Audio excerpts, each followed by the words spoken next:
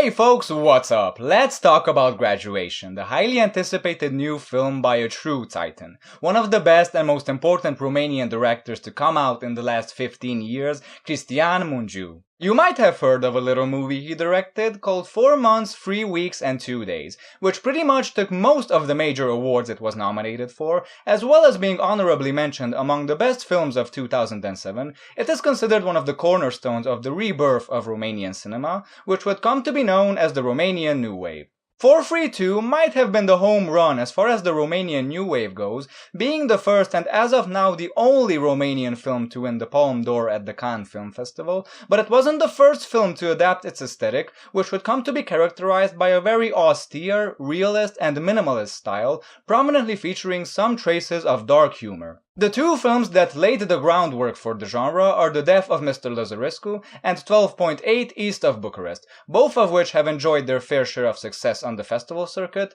having been released in 2005 and 2006 respectively. I bring up these other films because I want to draw a comparison between the different styles applied by the different directors of the Romanian New Wave. You see, I always pictured Mungiu's films as being the perfect balancing act between this realistic cinema and more traditional genre film, such as the thriller, for example. Take, for example, The Death of Mr. Lazarescu. The title says it all. It's about a dying old man's last hours as he is taken by an ambulance from hospital to hospital all night long, as doctors keep refusing to treat him and send him away. Yes, shit like this does happen in Romania. But you see, this film doesn't have the usual structure and character arc we have become so accustomed to. Picture this, our main character is a washed up drunk who is about to die. There is nothing to like about him, he has no redeeming qualities at all. Well, besides the fact that he likes cats, I guess. This is a film in which you have no one to root for and you basically know what is going to happen in the end. And that's the beauty of it. That's where the realism comes in, you see. This film is trying to do something that's basically impossible. It tries to give you the illusion of objectivity, you know?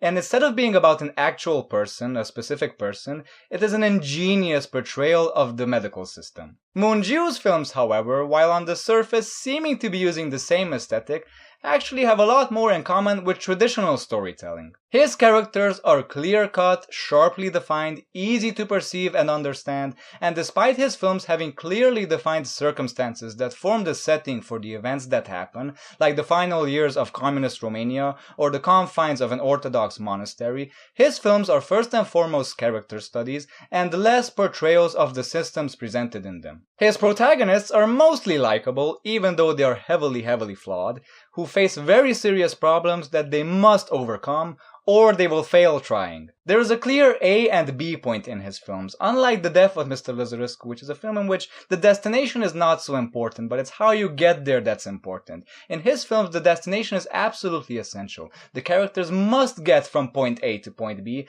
otherwise they have to suffer some horrible consequences. Graduation is about the great lengths a father is willing to go to for his daughter. On the day before her Bacalaureat, the final set of high school exams a student has to take in Romania, she is assaulted in an attack on the street that could jeopardize her entire future. She has been awarded a conditional scholarship at a university in the United Kingdom, for which she needs top-notch grades. But of course, being mentally and physically scarred by the experience, she might not be able to pull it off. So the father's dream of seeing his daughter go and live a better and happier life abroad are put in jeopardy. And therefore this otherwise seemingly decent and honest man will decide to take matters into his own hands and cheat, essentially, using the old I scratched your back, you scratch my back strategy. He has a friend who is a police officer, who has a friend who is a teacher, etc, etc. You know what I mean, you know where this is going.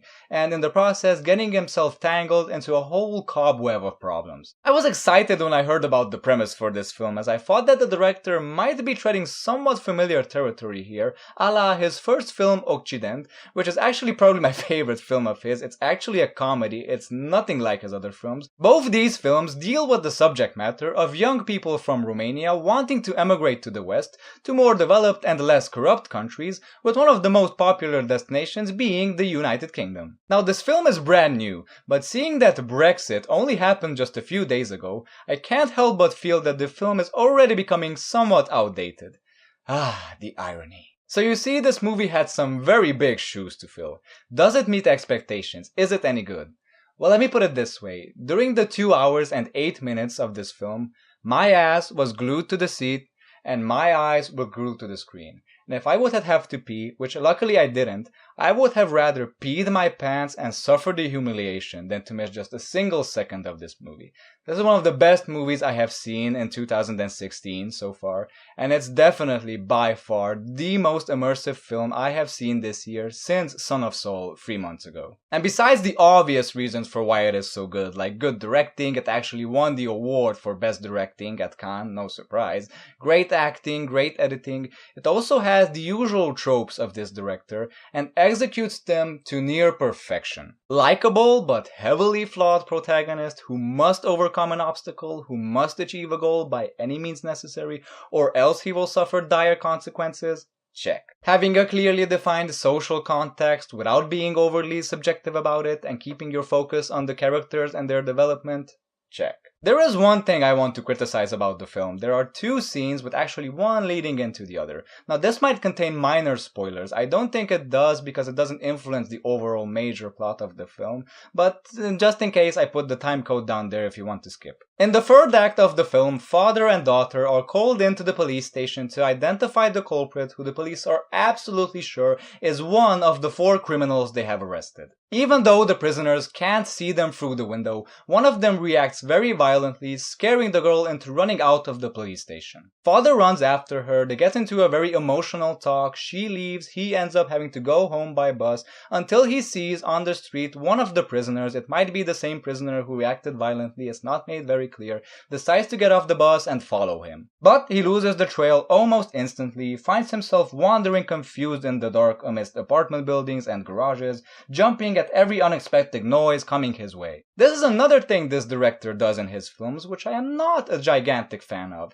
He likes to shock the audience in a certain way. Like, this is the moment in the film where we venture into more of that thriller territory I was talking about. Darkness, shadows, noises, paranoia.